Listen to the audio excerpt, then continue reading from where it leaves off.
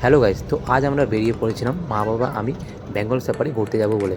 আর রাস্তাতেই আমার দিদিকে আমরা নিয়ে নিয়েছিলাম ঘুরতে যাওয়ার জন্য, আর সাথে ভাগ্নিও ছিল। আমাদের এই ছোটো প্ল্যান হিসেবে দিদির সাথেও কথা হয় ঘুরতে যাওয়ার।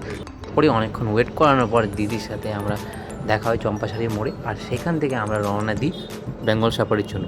আর আমরা যাচ্ছিলাম শালুগড়া রাস্তা হয়ে সেবক রোডের পাশে যেটা আছে।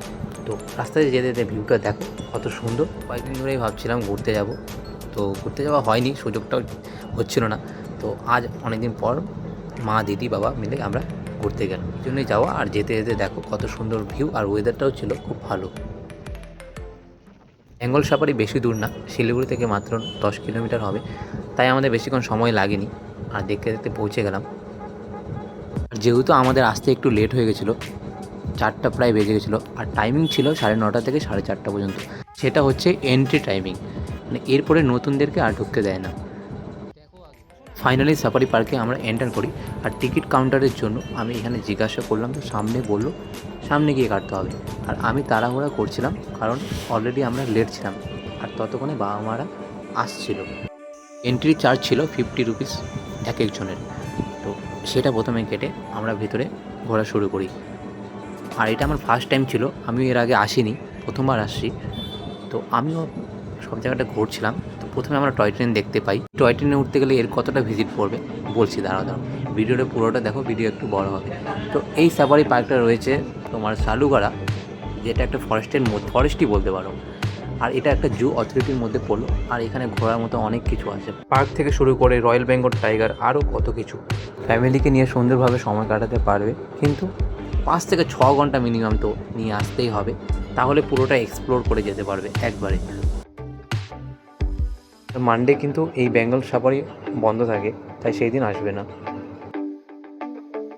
আর এই সাফারির ভেতরটা সত্যি খুব সুন্দর, আর তেমনটা বড়, তাই ভালোভাবে ঘোরার জন্য একটু বেশি সময় করে তোমাদেরকে আসতে হবে।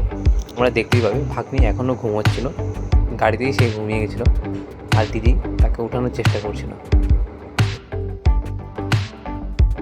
এখানে সুন্দর একটা স্পট দেখে আমরা বসলাম, আর সেখানে একটা দোকান দেখে চলে গেলাম কি পাওয়া যায় দিন।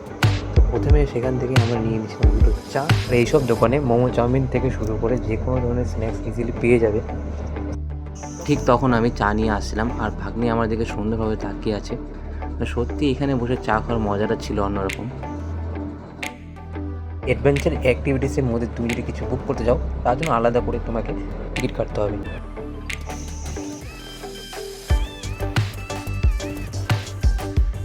আমরা সেখানে বেশি লেট না করে আমরা চলে যাই ফরেস্টের ভেতরে।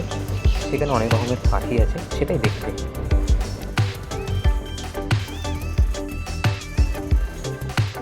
দেখো আমার ভাগ্নিও চারপাশটা কত সুন্দরভাবে দেখছিল।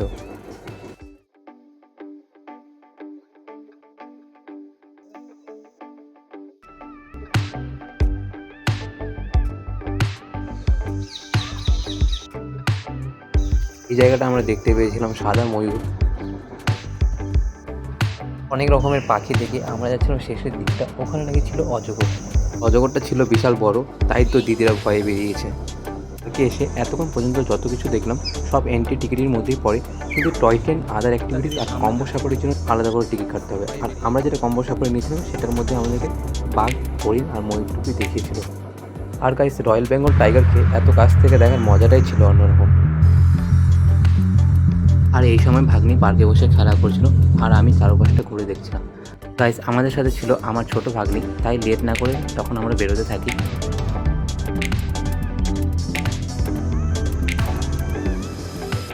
তো গাইস, আমরা তো খুব সুন্দর সময় কাটালাম বেঙ্গল সাফারিতে এসে। তোমাদেরকে আমার ব্লগটা কেমন লাগলো অবশ্যই জানাবে।